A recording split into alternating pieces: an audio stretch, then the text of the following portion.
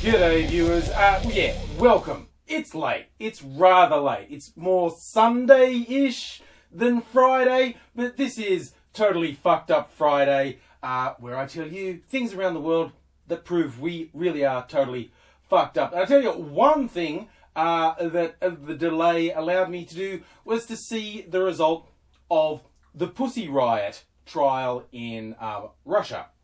If you haven't heard about this, you apparently don't pay any attention to the news, but that's what I'm here for. Pussy Riot are a three-piece all-girl punk band from Russia, and they are among the very vocal opponents of the Putin regime. People who think that Putin is going to fuck up Russia and is pissing all over the concepts of freedom in Russia and making the Russian sort of whole system of democracy. And what's that word? If I was an American, I'd know this. I was thinking Charter of Rights. It's not that. See, some people, let's have a little digression here. It's Sunday for me, and it's lazy. I feel like having a digression. Like the YouTube house style of the really fast jump cuts that some do more extreme than others, and I almost never do. For two reasons. One, I can talk for a long time without a script or with a loosely formulated script in my head. Two, I'm very, very lazy. And the post-production and the editing, most of the time, I just can't be bothered.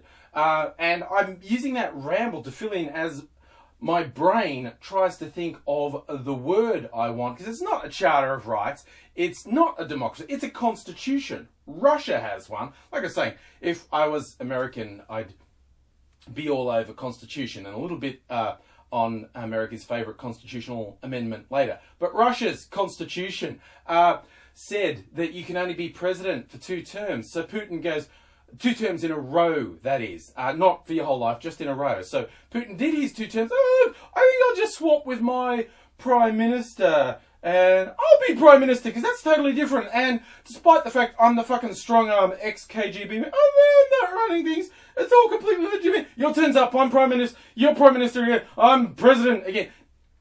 He's a power-mad psycho.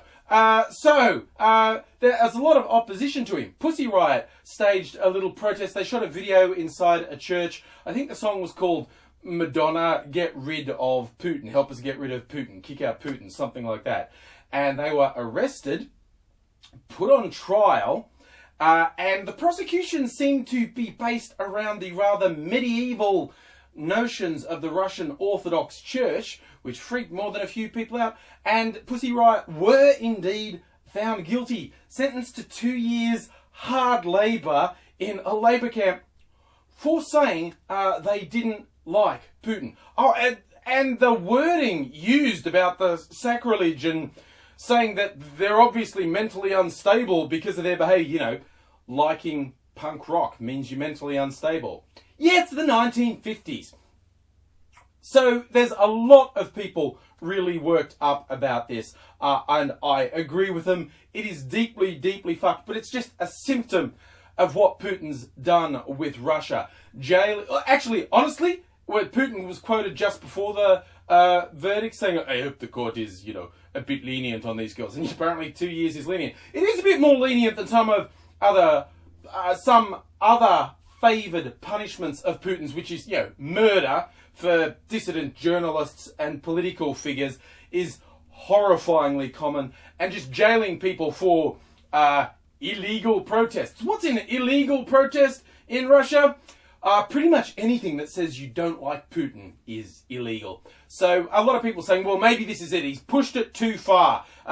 Prosecuting Pussy Riot. People are going to see he's crazy and out of control. Because apparently they didn't notice everything else he's doing. Look, sometimes things like this are a catalyst. I'll believe it when I see it. For me, the one bright side of the whole thing is seeing the number of TV presenters forced to say Pussy Riot on TV. That was kind of special for me. But I want to move on now to the natural world and scary fucking things that clearly want to kill us.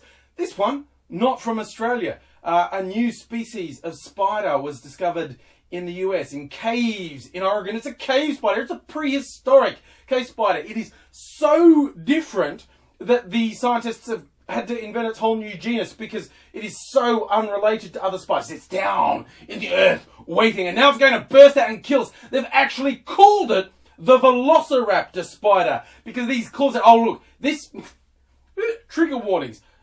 Arachnophobes really aren't going to like this segment, okay? And I haven't put up any pictures yet, but they're going up now to illustrate what I'm saying, assuming I don't forget to do this in post-production. Also happens, sometimes I talk about pictures and they're not there. Maybe behind me now is the claws of the Velociraptor spider. They actually don't know what it eats. They haven't been able, any of the ones they've caught, they haven't been able to get them to eat, and they've died in captivity while they're being studied. But the claws, it's a hunter, it's fierce, it's a prehistoric thing, it's been separated from us forever, and now it's gonna come out and get us, overrun the land and kill everyone because it's 4 centimeters big. With its legs, not its body. It's not even a fucking spider in Australia. I mean, seriously, I've just had, like American visitors, Corey and Kate, and if they go, oh, spider, and I go, where? I don't see it. No! But yeah, technically, I guess that's a spider. It doesn't really count. We have big fucking spiders. Even the friendly ones. I mean, the huntsman, not particularly dangerous. Possibly scare you to death because they are so fucking big and they just want to be in your house again. Let's be buds. I want to hang with you. Now you sleep down there and I'll be on the ceiling just sort of directly above your face while you're sleeping. It'll be cool. Nothing will go wrong. It's the old story. The only thing freakier than seeing a huntsman above your bed at night is sort of blinking for a sec and then not seeing the huntsman. That's creepy. But at least huntsmen aren't really dangerous. The worst one in terms of danger in Australia, without a doubt, the funnel web. A few variations of them around the country. The most prodigious and dangerous one, the Sydney funnel web. They're all over Sydney. If you could understand spiders speak, funnel webs are so fucking aggressive and on its round. If you could understand spiders speak, all funnel webs would be saying to you is like, fucking what? You look at me? Fuck it, I will fuck your shit up. Fucking, someone hold me back, I'm gonna fuck that guy up. I'm just saying, funnel webs, they have issues, and they take those issues out by fucking biting people. Fortunately, we have an anti-venom now because it's a horrible, horrible neurotoxin. When people used to get bitten as recently as the 80s, you were just fucked. If a funnel web bit you, you are fucked. You're going to die horribly. Now you'll just be in horrible, horrible pain and have a big weeping sore where they bit you, but you maybe won't die. You won't die. You get to hospital, you won't die.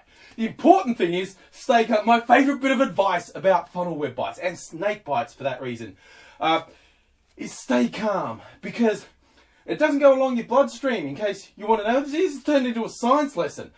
This venom goes through your lymphatic system, and being really tense and worked up actually makes it go through your system faster, so you've got to stay calm. After a big fucking spider has gone, just stay calm, or you'll die! Best advice you ever get in Australia. Stay calm, or you'll die. But I just want to round out from freaking arachnophobes right the fuck out. Funnel web is the most dangerous, but again, the most freaky. This photo was one of the freakiest things I ever saw. Yes, that spider's eating a bird! A bird got in its nest, and it's going num num. That's a spider called golden orb spinner. They make huge, elaborate, really strong webs. So everyone tried to make it go, oh yeah, look, the bird. Yeah, birds do get stuck in their webs. But the spider doesn't like take them down. The spider just waits for them to get weak and die, and then will inject venom in them, which turns them into soup, which makes me feel much more comfortable. That the spider's not going to tear me to pieces. I'm just going to be trapped in his immovable web, and as I slowly expire, he will turn me into soup. I feel much better. Talking about spider speak, I think if the golden orb spider, because it's nowhere near as aggressive as a funnel web, he'd just be going, no, wait, what? What are you looking so freaked out about? No one, what? Who wants birds in their garden? You don't want a bird. Birds are stupid. Nah, it's fine. I'm going to look after it. Stop looking so freaked out, man. Fuck.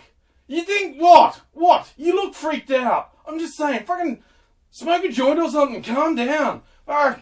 Oh, I'm gonna go spin some more webs. Don't come over here, okay? I'm having soup. Just leave me.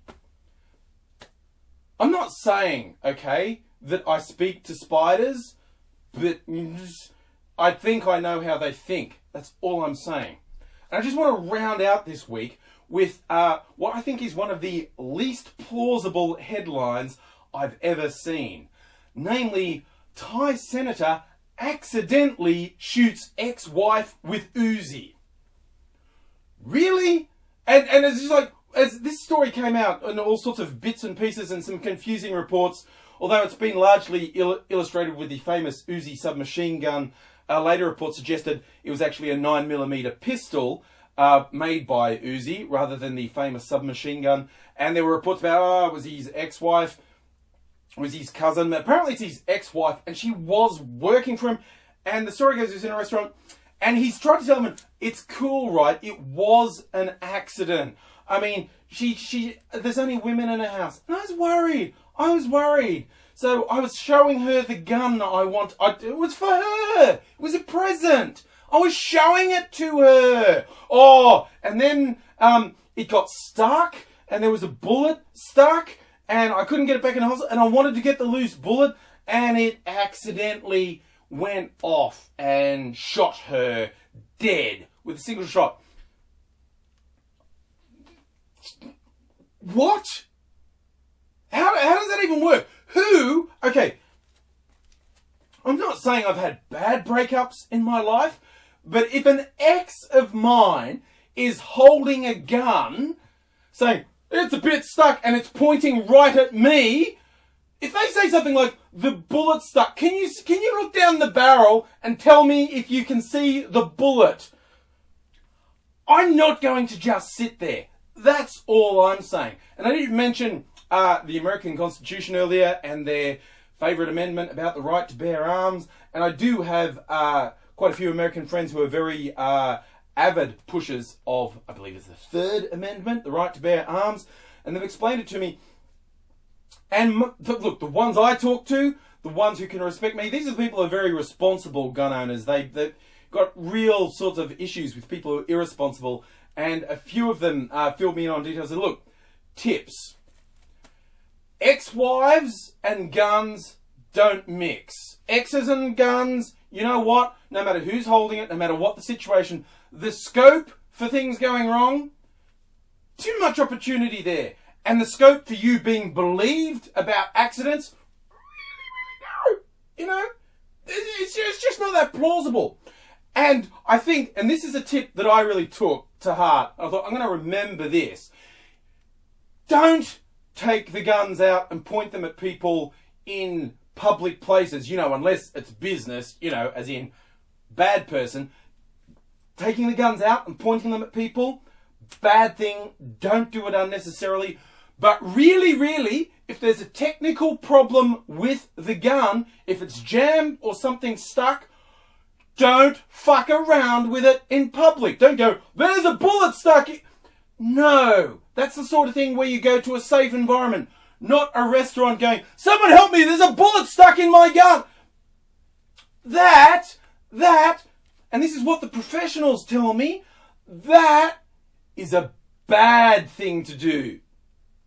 And the real topper of this story, the Thai senator, whose name I won't even try to pronounce, can't be prosecuted while the parliament is in session. That is parliamentary privilege taken to an extreme. In Australia, the parliamentarians can say whatever they like within parliament and they can't be prosecuted. Like they can say, Jim Bob over there, he roots sheep and murders babies and sets nuns on fire.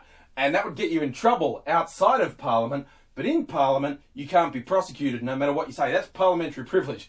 Taking it to a whole new degree is you can fucking kill someone, but you can't be prosecuted while Parliament's sitting. Good